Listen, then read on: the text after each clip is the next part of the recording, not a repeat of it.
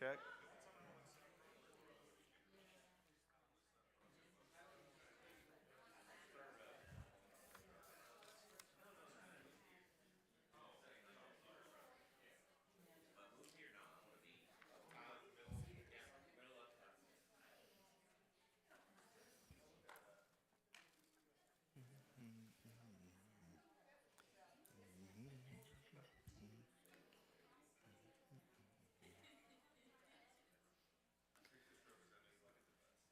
All right. Good evening, everyone. Welcome to All People's Church, Wednesday night, Elba, engaged learning of the Bible with application. Hope everyone is doing well. We are smack dab in the middle of Judges. We have also begun our quest to find the greatest character in the Old Testament, a little activity that we are calling March Gladness. So we'll go through our next few chapters of Judges tonight, and then we'll have our group discussion and voting on the characters of the Old Testament. If you haven't already done so, you can grab your QR code and get your phone/tablet out to vote on the questions for investigation. And if you didn't catch the QR code, you can always go to the code at the top of the screen and plug it in at minty.com. As usual, we begin with questions for investigation. The first question, however, not as usual, is an open-ended type in and answer question. And I think tonight's questions are difficult. I didn't do that on purpose, but there's some, this one in particular is a thinking question. So, what do Terah, Joash, and Zebedee have in common? First of all, who is Terah? Abraham's father. Okay. All right, so that should be a clue. All right, and then Joash, if you did the reading, you should know who that is. And I think everybody knows who Zebedee is from New Testament side of things. Okay, think about what they all have in common related to a particular story that is in this Judges chapter 6 through 8. Hey, you know, there are many correct answers. So here's a question for you. Are they? Is Terah Jewish? No. He predates, obviously, Abraham, who really predates the law. Like, when do we start counting people as Jewish? They are all names in the Bible. That is correct. Okay? They are all fathers. That is correct. Fathers of great men. I would agree with that. Okay? They're all male. Yes. Like I said, there are many correct answers. Names I won't name my kids. Okay? Yes. All of these answers are correct, but I will tell you that they're not exactly the answer I was looking for. So think about those. I will bring up these particular people as we go tonight. They do have something in common that relates to our story. Okay. Next question is regular multiple choice. So here it is. What percentage of Gideon's original army was actually used in the battle against the Midianite camp in the valley of the hill of Moreh?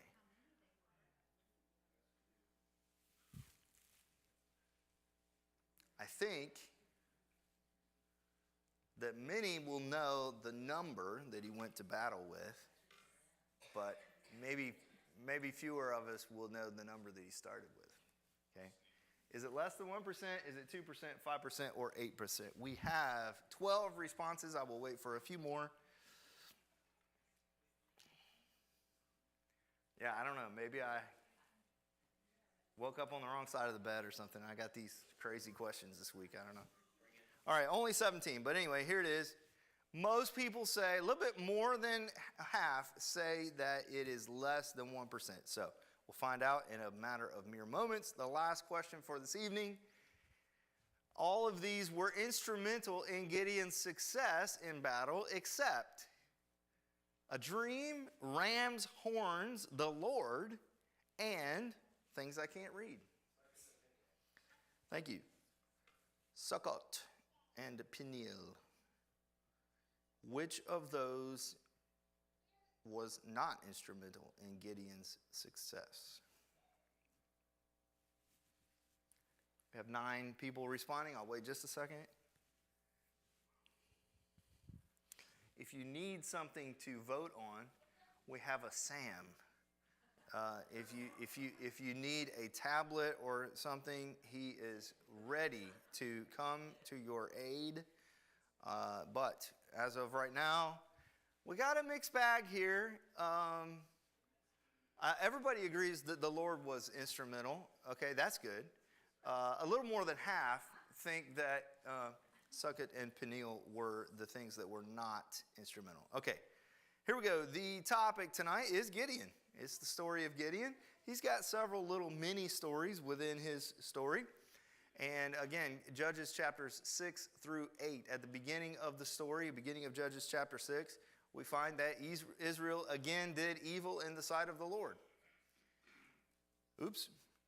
And so this time the Lord unleashes or allows this enemy force to come against Israel. And this time it's the Midianites, along with some others, but the Midianites is the main character there. You may recall that Midian is the son of, like the original Midian from whom the Midianites come, the son of Abraham with his wife Keturah. Okay. These people are just east of the Jordan and Dead Sea. So our invading forces from last week were from the west of, right there in the Promised Land, the Canaanites. But these people are from kind of southeast of the Judea, what we would call the Judean region, Jerusalem and all that. They come and they wreak havoc. They destroy their crops. They strip them of everything they had. Really, they're reduced to starvation. And again, here's one of those places where, as Pastor Bud likes to talk about, reading the Bible romantically. We can just, and they were reduced to starvation. And then this happened. Wait a minute. Wait, what? They were reduced to starvation? Okay, think about it. And we're talking about years of oppression by this group. So, they had a prophet that came, and instead of going right to the judge and being rescued, they actually had a prophet who came and said, yeah, you shouldn't have turned against God. So it's like kind of adding insult to injury. But then the Lord calls Gideon to be the judge, the rescuer, the deliverer, this savior figure. The angel of the Lord appeared to Gideon. Pastor Jeff will talk more about this in his series on Sunday nights. But this idea of the angel of the Lord is a theophany. We've talked about this before. This is where God comes and is seen by man in a visible form.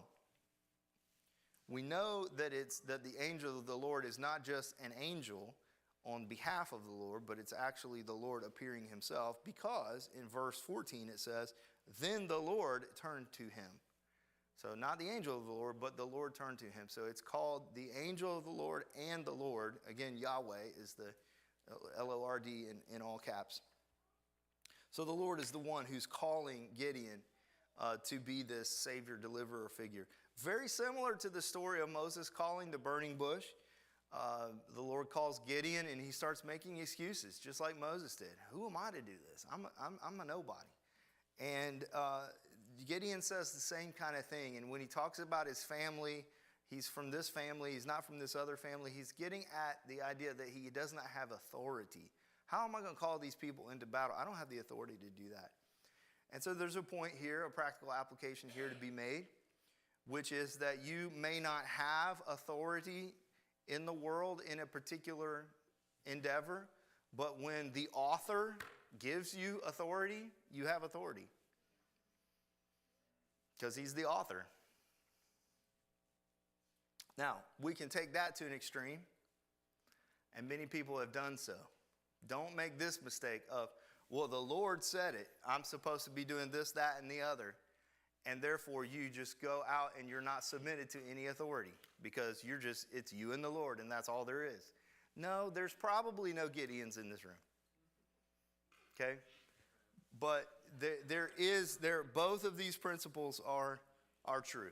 Okay? It always comes back to the posture of the heart, doesn't it? You can get off on one side and you can get off on the other side. These two principles that are almost opposite principles are equally totally true. And you need to walk that line of balance. So it's staying submitted to the Lord and to the authorities that he puts over us. Okay, Gideon begins to ask for a sign. I almost put a question in the questions for investigation of how many signs did Gideon ask for. This is the first sign that Gideon's asked for. He asks for a sign from the angel of the Lord. And so he brings an offering and puts out this meat and bread. And the angel of the Lord puts out the staff and touches the offering, and it spontaneously combusts. We have fire. And again, similar to the Moses story, fire is an element there that is a sign that this is really God. And Gideon understands this really is God. And so now he's ready to go do what he asks. The first thing that he asks is to tear down your father's Baal and the Asherah pole next to it. So before we go into battle or any of that, God tells him to deal with the elements of worship. Tear down the elements of false worship and build up the elements of true worship. And he says specifically your father's Baal. So this is like the town shrine, but it's attributed to Gideon's father. How he owns that or something, I'm not quite sure, but tear down your father's Baal. And so the principle there is sometimes when you're called to something, the first thing the Lord will have you do is separate from the things that have had you in a particular place. You have to separate yourself out from the old mindsets. Sometimes that means separating from family. Don't go out and think that I'm telling everybody to leave their family. That's not what I'm saying. But in this case, the Lord called him to do that. Now, fortunately, the dad, Joash, does the right thing. And when the town comes to him and says, this guy, whoever did this needs to die, the dad says, okay, he's got a choice to make between Baal, this false god, and his son, and he sides with his son. And so everybody kind of leaves him alone at that point. But good on Joash to do the right thing there. But there's this testing point of God testing Gideon in, it had to be a hard thing to go against his father and tear down what was wrong. And, notice, build up what is right. This phrase caught me, and I'm going to spend just a little time on this. Depending on the translation, when the Lord tells Gideon to build up a new altar for the Lord, for Yahweh, it says to build the altar in the proper arrangement. And that phrase just caught me. And I've been caught by this before on this idea of altars in other passages. How they build the altar and what. Sometimes there's some specificity about how that altar is built in some different passages. There's one like that in the passage about Elijah building his altar there. So it was one of those, it was like a question for investigation. What's this all about? And so I went and tried to dig into this a little bit, and I checked out several commentaries. I'm looking for somebody to say, here's what it means to be in the proper arrangement. This is what they would have done. This is how they would have built it up. The stones would have been this many, this wide. And I didn't see anything like that. Maybe it's out there. I don't know. But I didn't see it in the commentaries I went to and so forth. Now, we do know that from Exodus, there's a passage where it talks about the stones will not be hewn, H-E-W-N. And the reason for that is because God was saying that if you shape these stones, it basically profanes. Profanes it. Okay? And so these are uncut stones, and so that's kind of pure before God. So maybe that's part of what's going on here. the proper, but it's not. That's not arrangement. But maybe that was part of it. I don't know. But I wanted to dig into this idea of the proper arrangement. The altar being arranged properly somehow seems important. We think about sacrifice. We bring the sacrifice and put on the altar in the Old Testament. Now in the New Covenant, we sacrifice. We bring sacrifices before God. Really what we do is we are the sacrifice. Of course, he was the sacrifice for us. But I mean, we lay down our lives continually. We put ourselves on the altar. Here I am, Lord, right? It's not, we don't bring an animal or anything, but it's, here I am, I'm yielded to you fully, use me as you desire, etc. That's kind of the New Covenant version of sacrifice on the altar. But we're talking about not the sacrifice, but the altar. Not just that the sacrifice has to be pure and right and all of that, but the altar needed to be properly arranged. So again, I'm trying to dig into this. Nothing in the commentaries. So I did what anybody would do. I just started Googling.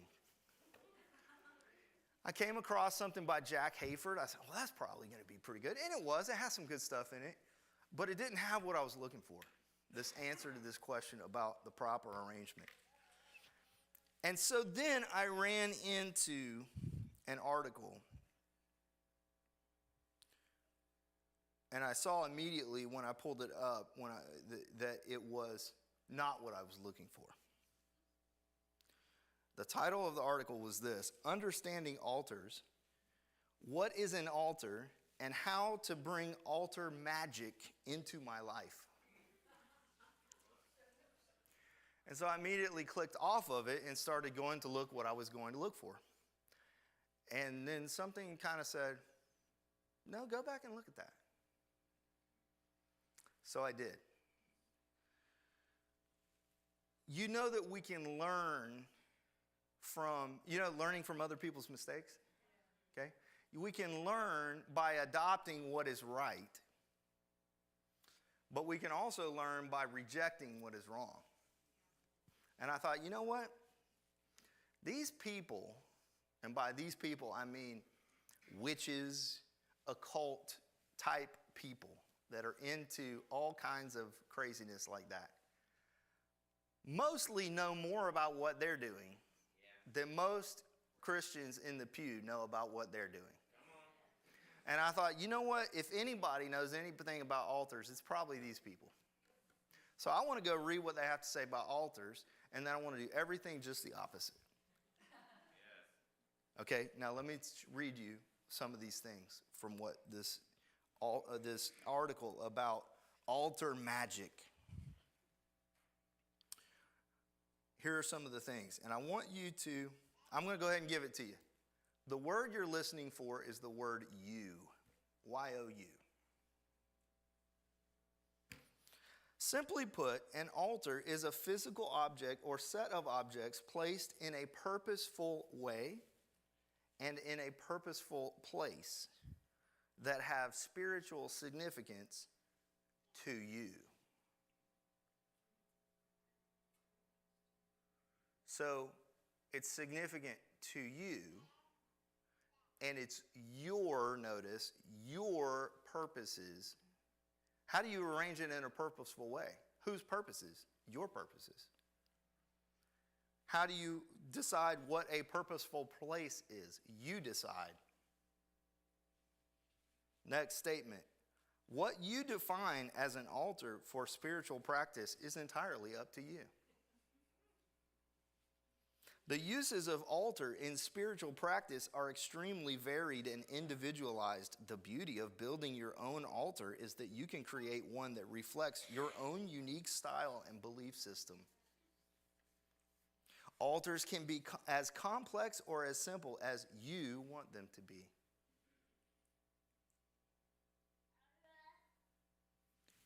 Do you get the point here?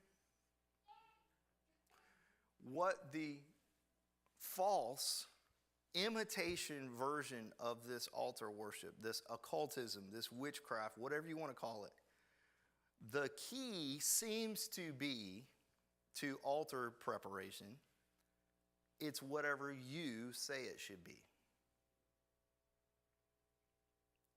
You are exalting yourself and as you are God. And so I learned from what was wrong, what was right.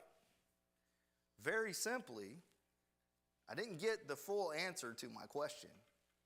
But here's what I know about an altar that is prepared properly, arranged properly. It's arranged and prepared the way God says it should be. Whatever that is.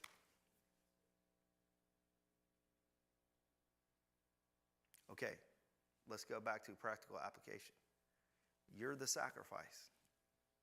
Here I am, Lord. I sacrifice myself to you. I yield to you. Do with me what you will.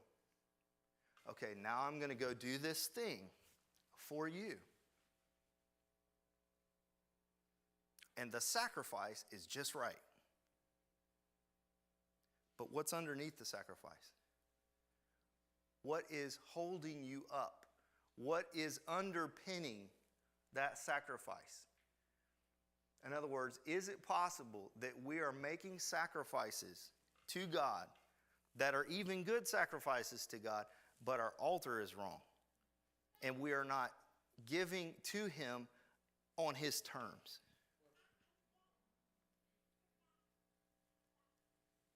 Are there some areas where we need to go to the Lord and say, okay, maybe my sacrifice is right, but is there anything, am I in the wrong place? Am I at the wrong time? Have I arranged my altar properly? And let's see what he says. In fact, we'll do that in just a minute in the exercise. Moving on. Gideon tests God again 2 more times, and we know this story. The fleece, right? The fleece on the threshing floor.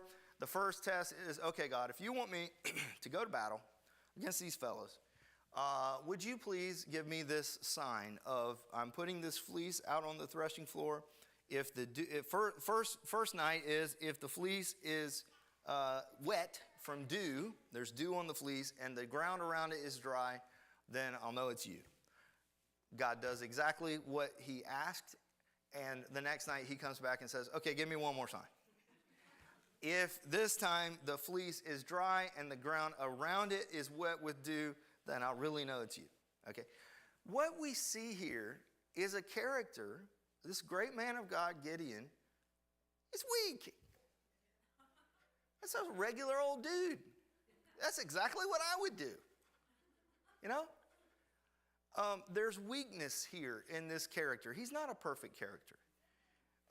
And yet, once he gets it, he's the man.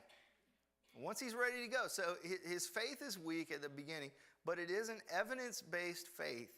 And once he gets it, he actually is so great a man of faith that he makes the list. Hebrews 11, the hall of faith. Gideon's on the list. Great men of God, great men of faith. Okay, so we're going to battle against the Midianites now. And the Lord said to Gideon, this is verse 2 of chapter 7, the people who are with you are too many for me to give the Midianites into their hands, lest Israel claim glory for itself against me, saying, my own hand has saved me.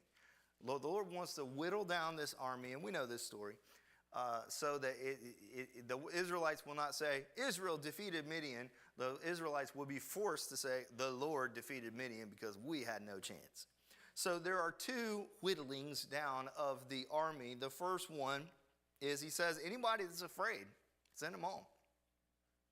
And so the army at that point dwindles from, anybody remember the original number? 32,000. Dwindles down from 32,000 to 10,000. The Lord says, that's still too many. Bring them down to the spring. I will test them again. He says, if they kind of lap up the water into their hands and keep their eyes above the horizon and they're on the lookout, we're good there. But if they just go in, and I know they're thirsty, I'm more worried about drinking than I am about the enemy. Those people send home. And so 300 men drank from their hands. All the others got down on their knees and drank out of their mouths in the stream. So now the army is at 300. It started at 32,000. That means that less than 1% of the original army is there as Gideon actually goes into battle. Verse 19, it was just after midnight, after the changing of the guard, when Gideon and 100 men with him reached the edge of the Midianite camp. Suddenly they blew their ram's horns and broke their clay jars. Then all three groups of 100 blew their horns and broke their jars. They held the blazing torches in their left hands and the horns in their right hands, and they all shouted, "A sword for the Lord and for Gideon." So this causes a commotion and a fright in the Midian camp. They're confused, and they end up actually fighting against each other. And those that are not fighting against each other they have fled the area.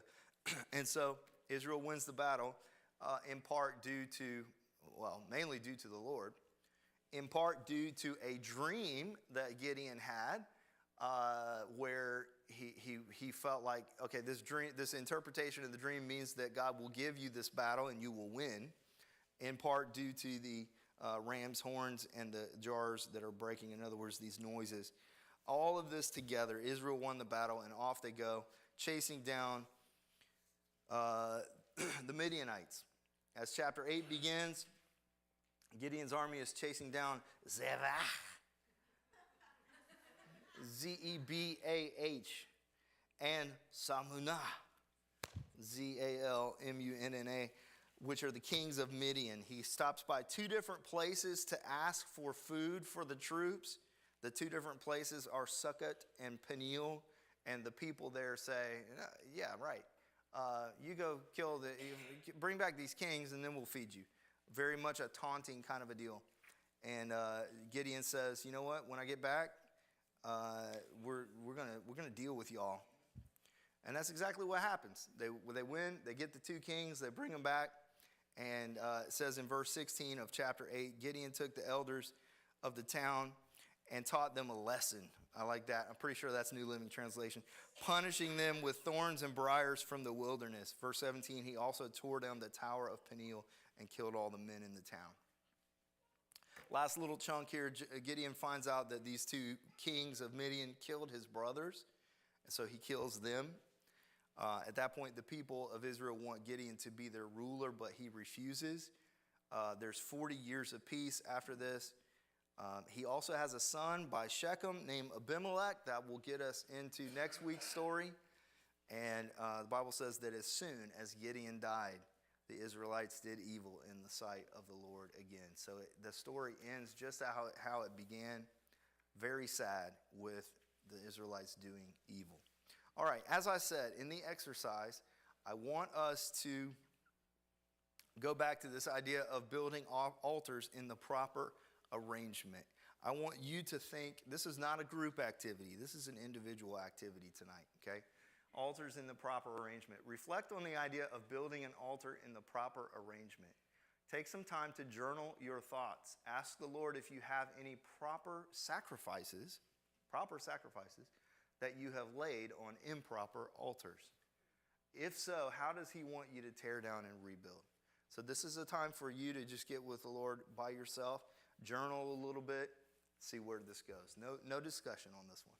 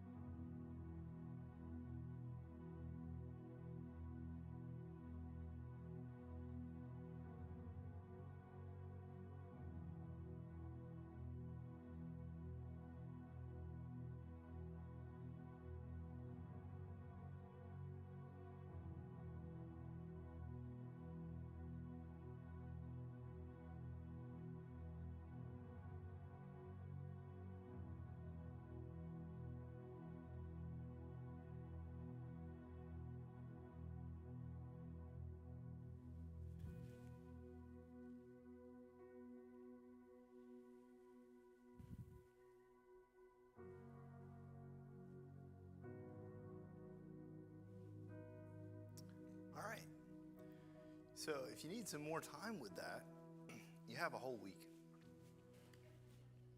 All right, let's keep going with the second look segment. And here I want to come back to this idea of putting out the fleece. This is, in general, this is not really a new covenant idea, but I think it can be okay sometimes. And again, it goes back to the posture of the heart. So let me give some examples here. I think it can be okay, but I think it can also not be okay. And I want to kind of explain that a little bit. So again, just a reminder, we use this term a lot in Christian circles. It's kind of a jargon, put out a fleece, okay? Meaning, going back to this story of Gideon, testing the Lord and saying, okay, I'm putting this thing out. If it does this, I'll know that it's this, Lord, right? And so we can put out our own version of fleece in a particular decision-making or whatever. And say, Lord, if it's this, then I know that you want me to do X. Again, I don't think that's the default approach that we're to have in decision-making with the Lord. But I think it's not wrong every time. Okay, let me put it that way. If you are really trying to discern the Lord's will in a matter, I think there's a posture of the heart. You really are wanting to know, Lord, where are you at on this? If that's the posture of your heart, then I think you're free to kind of move forward in asking the Lord what you will. And asking for answers in a variety of different methods, because you're really trying to get the right answer. And when he gives it to you, you're going to be obedient with it. If that's you, then there's probably no room for fear. This kind of a statement to the Lord, Lord, I'm going this direction. This is the direction I'm going because this is the direction that seems right now. If you want me to stop and turn around and go a different direction, please tell me. I think that's a good approach. And then when he does, you're going to do it, right? Here's where we can get into trouble. When we test God, we're testing God. We're not asking God for his opinion, but we're testing God. In other words, we really know. Or we think we know.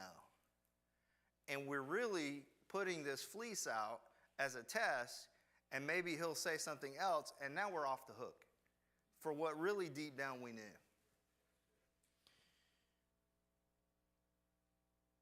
When we think we know his heart on something, or we know his heart on something, but we try to get out of it by putting out the fleece, he might not respond.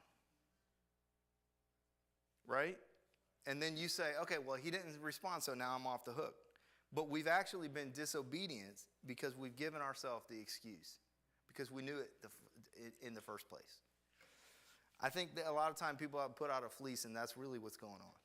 They're just trying to do their own thing. Yeah. I think it's also why, back to decision making, I think it's also wise, it's not wise to assume that every door that's open is open because God opened it. I think it's also not wise to say that every door that's closed is because God closed it. Okay? Sometimes there are open doors that God didn't open, or that he opened as a test. Either way. And it's there as an open door, and you're walking through it because you just assume that it's God. Or you really know deep down that it's not, but it looks good, so you're going to go through it and trick yourself into thinking it's God.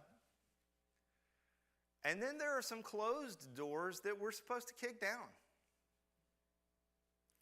And so I think it's a general principle that we go through open doors and we don't go through closed doors. I think that's a good principle. But again, it doesn't hold true in every situation. So you really have to, again, posture of the heart. And it's so tricky because it's deceitful, that heart. And it's so easy to trick yourself into doing such and such that you really know deep down is not what you're supposed to be doing.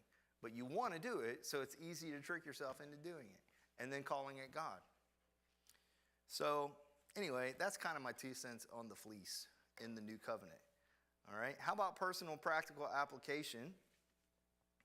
Do we have any examples? Now we can get together in our group. And look, I'm not looking to embarrass you, okay? Please don't feel like you have to air all your dirty laundry to your group about all your fleeces, okay? Your dirty fleeces, as it were, okay? That's not what this is, okay? But if you have something you're comfortable sharing and you think somebody will get something out of it, by all means do.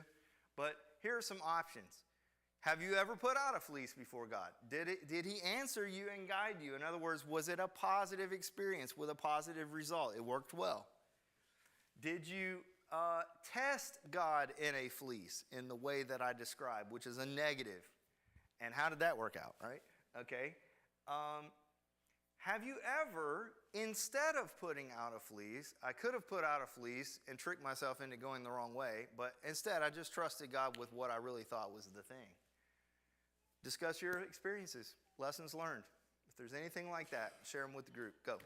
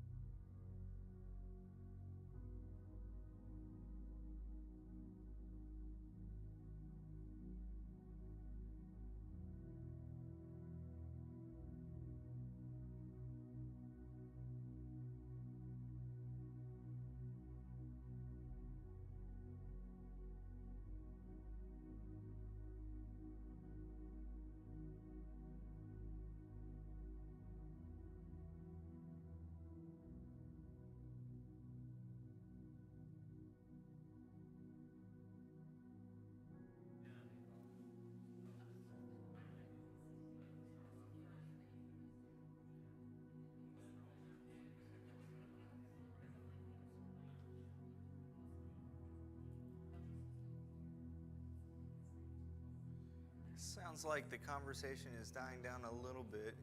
Anybody need more time?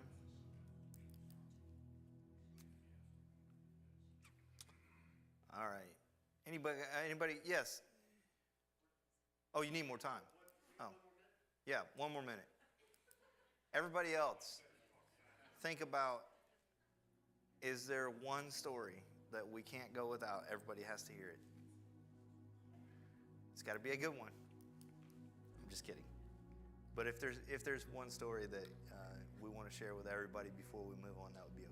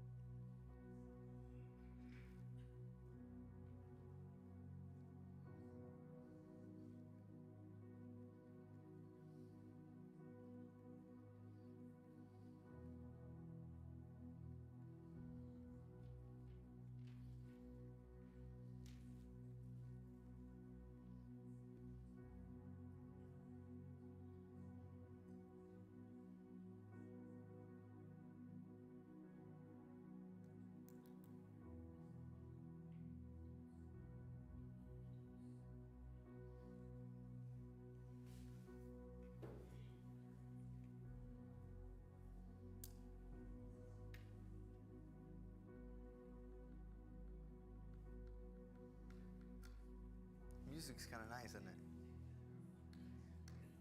Very, very chill.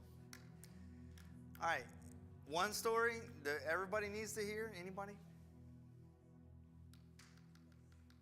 It's okay if there's not, but just thought I'd give an opportunity. All right, let's go on. Celebration of knowledge. We got 3 questions that we had at the beginning. By the way, if you need to catch that QR code again, there it is. Remember, the first question was an open answer. I'm hoping we get more. I hope you got the flavor of where I was going with those 3 characters. We did.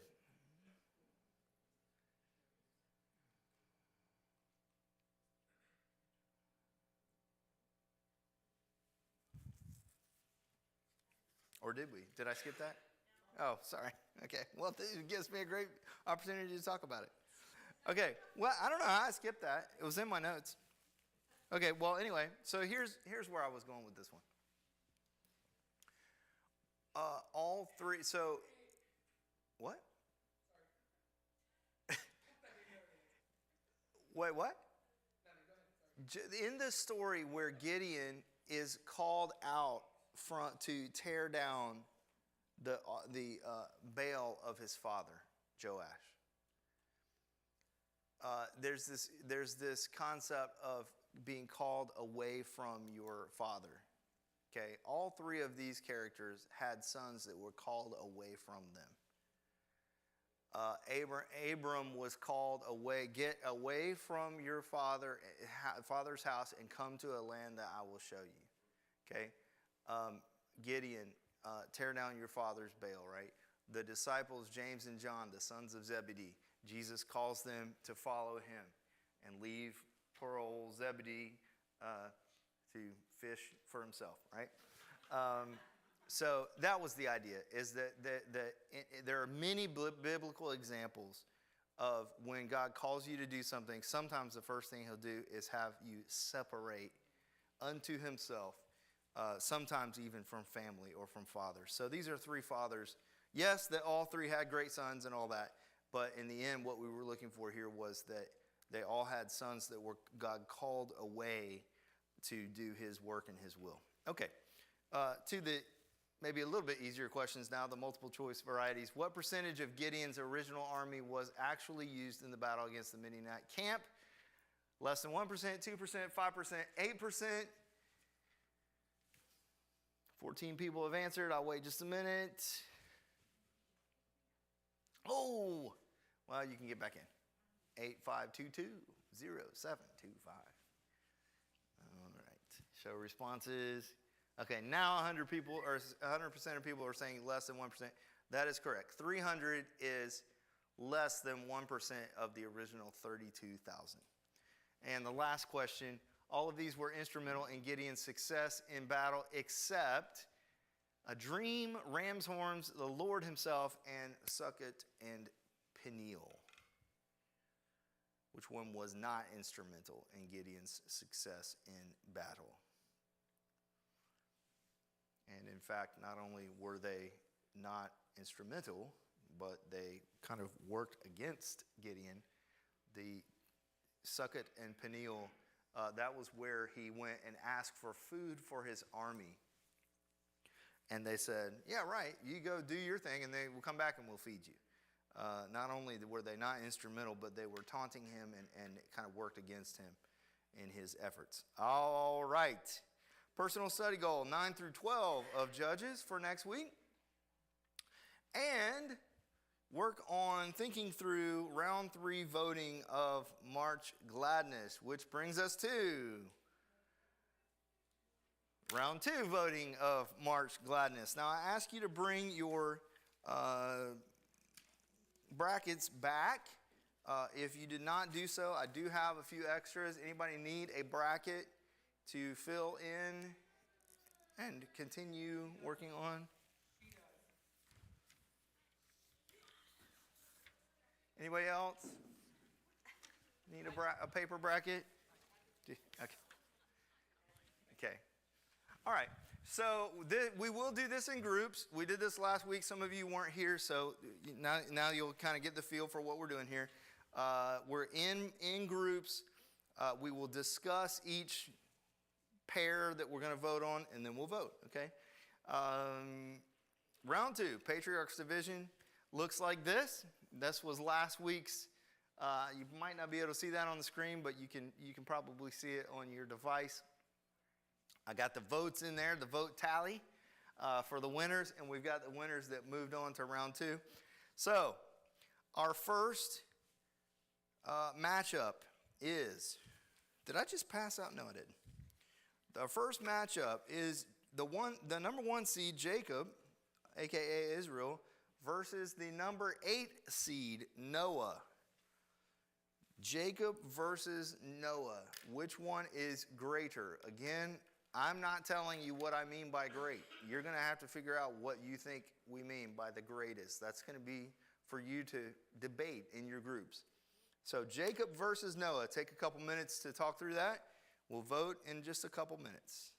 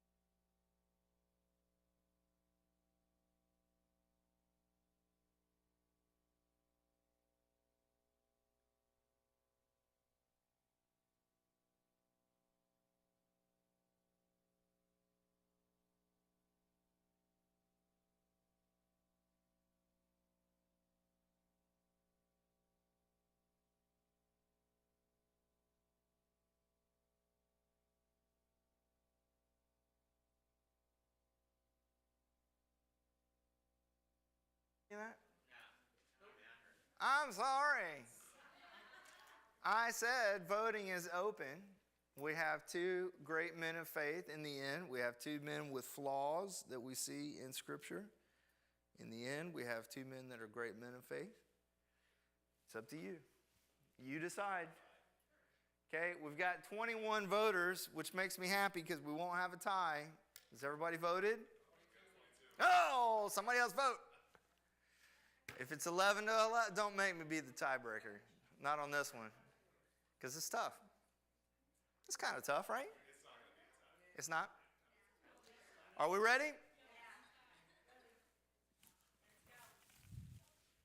Oh!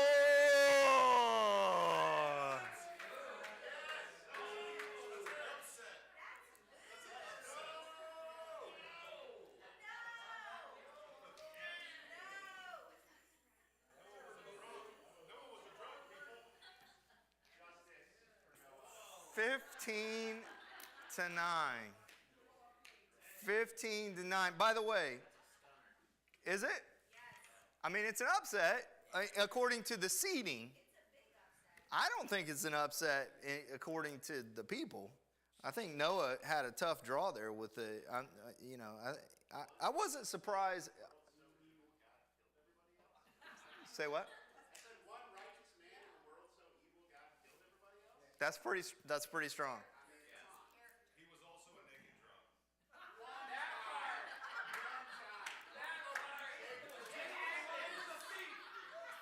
I, He spent more years in obedience building the ark than half the time Jacob was alive.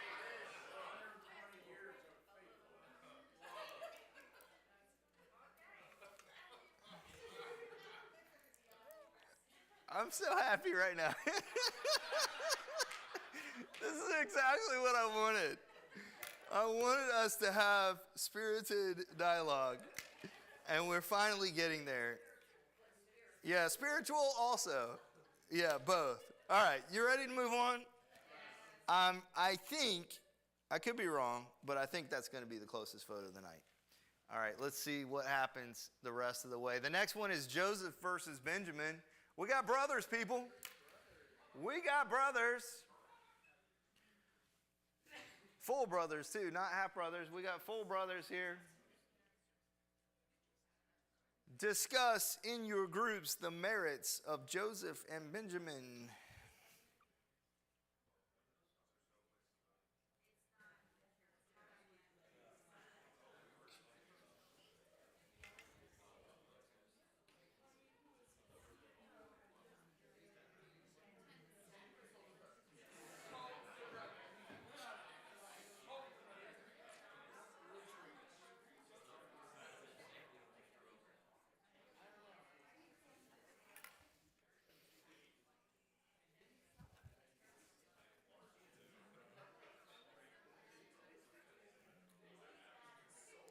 Did you vote for Noah, Philip?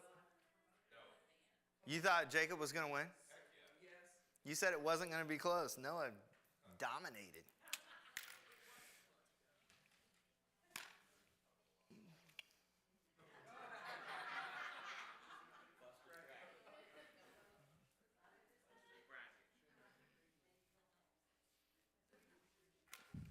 All right, we need more time. It sounds like everybody's done. All right, so here we go. Next vote. Voting is open for Joseph versus Benjamin. 4 seed versus 5 seed. Again, for those that missed it, maybe the way I did the seeding was by the number of biblical references. I didn't just put it in there like, oh, here's my list, because I thought that would be lame. So however many times that person's name is mentioned in Scripture is how the seeding went. So Joseph and Benjamin are the 4th and 5th most referenced characters in Genesis. Okay, and of the whole Bible, though. I took the whole Bible, number of references in the whole Bible. Okay, here we go. We got 21 votes. I guess that's going to be it. Oh, yeah. Yeah, no love for Benjamin. Yeah, not really surprised there. That was a landslide. All right, next one is Enoch. Enoch had the ultimate upset, probably will be the biggest upset of the entire tournament. 15 seed knocking off a 2 seed last week. So we got Enoch against Levi. 15 seed is still the underdog against Levi, the 7 seed. Discuss the merits of those two characters.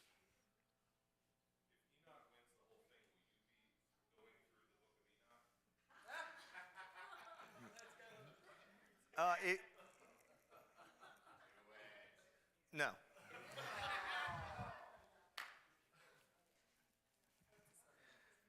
I answered that question based on not wanting to do that. Not based on who wins.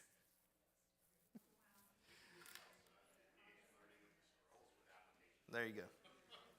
I like it.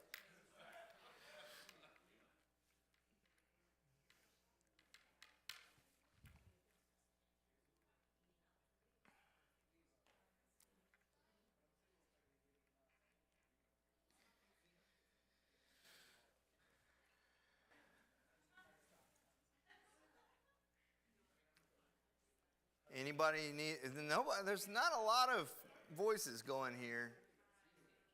It's easy? Okay, if you say so. Are we ready? Voting is now open. Levi the person. Well, Levi the tribe comes from Levi the person. Bam! Pretty good tribe. All right. 15 seed Enoch, 7 seed Levi. You know, as this for whatever, as much as Levi gets referenced because of the tribe, I'm surprised Benjamin has more references than Levi. That's surprising to me.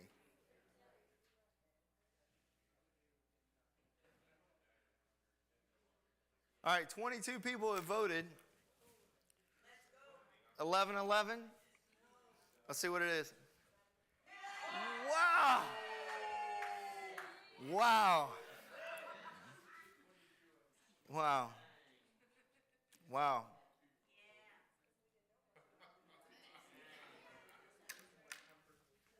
The last vote of the evening is father, son, Abraham and Isaac.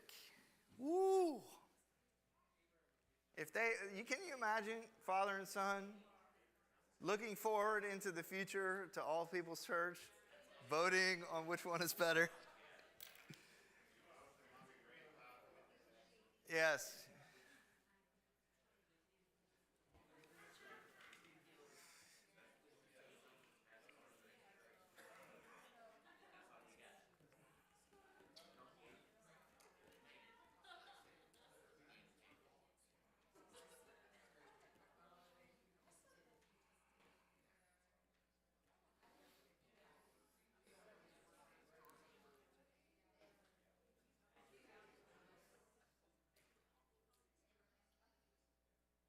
All right.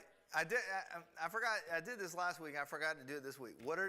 Give me one pro for Abraham or one con for Isaac. Father faith. What? Okay. Isaac was fooled by a sheepskin on his son's hands. He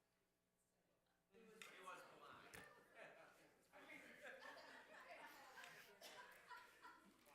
How about a pro for? How about what would cause you to vote for Isaac over Abraham? What's a pro for Isaac or a con for Abraham? He didn't drop the ball. Wow. Isaac did not drop the ball. Okay. Willing to be sacrificed. Okay. All right, well, let's see it. Voting is open. Abraham, Isaac, 3 seed, 6 seed. One's going home. And one's going to the Sweet 16.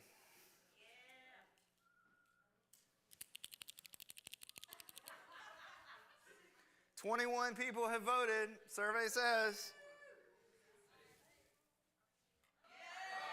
Hey! we got 2 people voting for Isaac. Good for you. Good for you. What? Well, good for you. Whatever. I like voices of difference.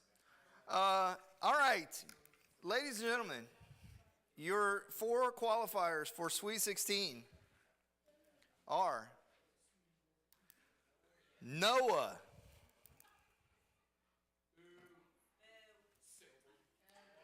Joseph, Enoch, and Abraham.